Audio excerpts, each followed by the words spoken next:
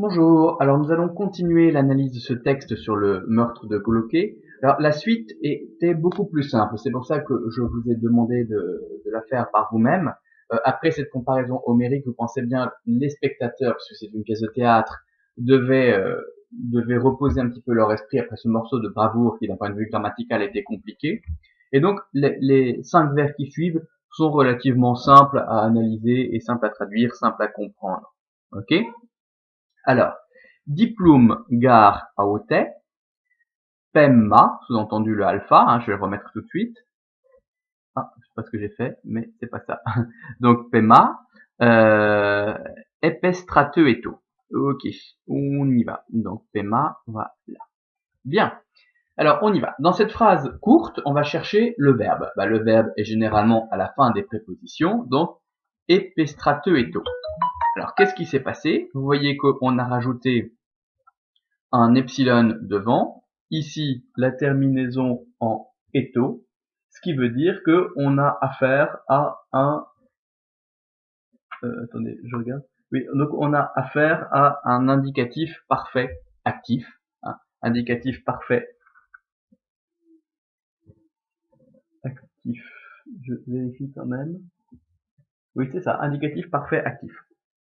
Bien, asigmatique, donc il n'y a pas de sigma dedans devant la terminaison. Bon, donc le verbe est la troisième personne du singulier. Il nous faut donc un sujet au nominatif singulier. Vous avez ici un adjectif diplôme, pardon. On regarde dans le vocabulaire. Est-ce que diplôme peut être au nominatif? Bon, on voit qu'on a deux terminaisons possibles pour le nominatif masculin singulier, os ou ous, pour le féminin oe ou os, et pour le neutre un. Donc oui, effectivement, il peut être au nominatif neutre singulier, comme il peut être à l'accusatif neutre singulier aussi. Donc on va continuer à remonter la phrase. J'aurais dû la prendre dans le sens inverse comme tout à l'heure, comme l'autre jour, c'est pas grave. Gare est un mot invariable. Oute, on voit qu'il y a un iota souscrit, donc d'office, on sait que le mot est au datif. Donc datif féminin singulier, complément indirect. Il nous reste pema. Pema, si vous allez voir dans le vocabulaire, vous voyez que ça vient de pema, pematos, to. C'est bien un mot neutre, donc il peut être aussi bien au nominatif qu'à l'accusatif, c'est probablement notre sujet. Donc, pema, nominatif neutre singulier, diplôme est son adjectif, et donc ça veut dire pema, le fléau double, donc le fléau, la calamité double, Sataka, OT, AL, gare en effet. Ok? Alors qu'est-ce que c'est que ce fléau double? Bien, Médée avait demandé à ses deux fils chéris, les deux fils qu'elle a eus avec Jason, de porter un cadeau à Créuse, donc la jeune fille que Jason doit épouser, la fille du roi de Argos, Thèbes, je sais plus. Donc la fille qu'il doit épouser. Le problème, c'est que forcément, si Médée avait donné ce cadeau à Créuse, elle se serait méfiée, ou le père aurait refusé qu'elle prenne ce cadeau. Mais venant d'enfants que Créuse aime bien, elle ne se méfie pas. Les enfants ne sont pas au courant, évidemment, que le cadeau est empoisonné. Mais ce sont ces deux cadeaux, donc le double fléau, qui va tuer Créuse. Donc c'est quoi ce double cadeau? Bien, d'un côté, il y a une couronne en or, assez semblable à celle que je vous ai montrée ici dans le vocabulaire, qu'on a retrouvée dans le tombeau de Philippe II de Macédoine. Voilà. Donc vous avez une couronne en or, et puis ensuite vous avez, je sais pas où je l'ai mis dans le vocabulaire, mais vous avez aussi un superbe voile de mariée. Je vais être plus loin. J'ai pas la suite du vocabulaire. Quelle horreur, je vais devoir la taper. Bon, donc vous avez un voile de mariée, je sais pas où, ouais, voilà. Donc un voile de mariée aussi dans le vocabulaire. Ok? Donc voilà ce fameux double cadeau. Qui va tuer Créuse. Je reviens là où j'en étais.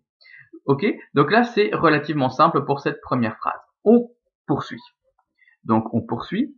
Cruzus men amphikrati keimenos plokos. Thomaston iei nama pamphagu puros. Donc on va avoir deux distiques, chacun étant consacré à l'un des deux cadeaux, à l'un des deux fléaux. Bien, on va commencer par la couronne en or. Donc, d'une part, men, D, d'autre part. Donc d'une part la couronne en or, d'autre part le voile de mariée. Ok? On y va. Alors qu'est-ce qui se passe? On cherche le verbe. Alors le verbe, cruzus, men, amphi, krati, Tout cela, ce ne sont pas des verbes. Bon, la phrase est assez longue, on va déjà éliminer ce qu'on peut éliminer. Donc ici, on voit qu'on a amphi. Amphi, c'est une préposition. Alors attention, comme je vous l'ai mentionné sur Messenger, il y a une erreur dans le vocabulaire. Amphi, c'est une préposition qui exige la présence du datif autour de. Bien. Donc, amphi plus datif. Normalement, le datif doit se trouver à côté de la préposition. Est-ce que krati peut être au datif? Oui. Un datif en iota, on connaît ça pour les mots de la troisième déclinaison, au datif singulier. Donc, datif, amphi plus datif, kras, kratos, c'est masculin. Donc, amphi, krati, au datif masculin singulier. Donc, autour de la tête. Bien, d'accord? On regarde un petit peu. On cherche, on regarde ce qu'on peut analyser avec beaucoup de précision. Ici, on voit kaimenos, plokos. Les deux mots ont la même terminaison, ils vont probablement ensemble, avec une terminaison en omicron sigma. Ça peut être soit un nominatif de la deuxième déclinaison, nominatif masculin singulier, soit un génitif de la troisième déclinaison. Comment faire la différence entre les deux? Bien, si vous regardez ici, vous voyez la terminaison en menos. Terminaison en menos, méné, ménon, c'est typique des participes présents médio-passifs. Participe présent médio-passif, et donc ça nous indique qu'ils se déclinent comme les mots de la première ou de la deuxième déclinaison, et donc ça nous indique que en fait ce groupe nominal est au nominatif masculin singulier. Donc c'est probablement le sujet de notre verbe. D'accord? Donc vous voyez comment on fait, la phrase est longue, on voit pas de verbe qui se dégage à première vue, donc on analyse ce dont on est sûr.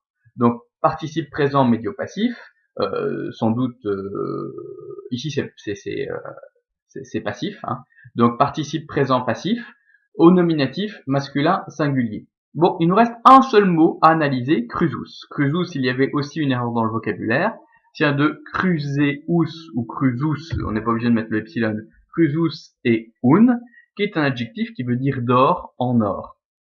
Donc, avec une terminaison en ous, comme vous l'indique le vocabulaire, cet adjectif est au nominatif masculin singulier, ce qui veut dire qu'il va avec le groupe nominal sujet. Donc, d'une part, la couronne d'or ayant été placée sur la tête. Ok, ayant été placée sur la tête. C'est ce qu'a donné le mot crâne en français, vous voyez la même racine. Amphi veut dire les deux, c'est ce qu'a donné notamment amphibien. Amphi veut dire autour de, etc., fois deux. Donc, ici, littéralement, qui va de part et d'autre des oreilles, de la tête. Ce qui a donné un amphibien, quelque chose qui est capable de vivre aussi bien sur la terre que dans l'eau. Un amphithéâtre, qui est la juxtaposition de deux demi-cercles de deux théâtres. Une amphore, un truc dans lequel il y a deux anses pour le porter, etc. Donc, la couronne d'or, ayant été placée autour de sa tête, Thomaston iei, nama, pamphagu, puros. Bon, alors là-dedans, est-ce qu'on voit un verbe? On regarde un petit peu, et ici, il y a un tout petit mot qui a une terminaison de verbe. C'est-à-dire que ei, c'est une terminaison d'indicatif présent, troisième personne du singulier. Donc on va voir dans le vocabulaire est-ce que c'est possible.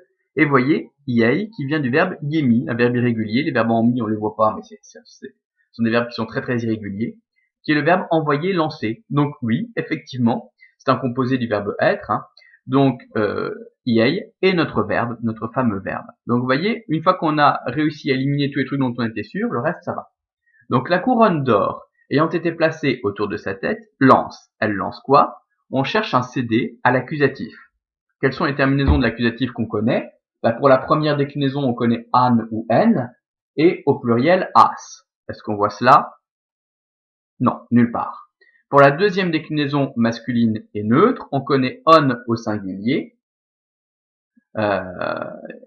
Est-ce qu'on a un mot en on? Oui, on voit Thomaston. Donc Thomaston est probablement le CD. Donc le CD à l'accusatif singulier. Le problème, c'est que si on va voir dans le vocabulaire, on voit que Thomaston est un adjectif. Donc il se rapporte obligatoirement à un nom. Donc il nous faut un nom à l'accusatif. Alors probablement accusatif masculin ou neutre. Est-ce qu'on voit un autre mot en on? Non. Alors on va regarder un petit peu ce qu'on a. Pamphagu, pamphagu avec une terminaison en ou. Si on réfléchit au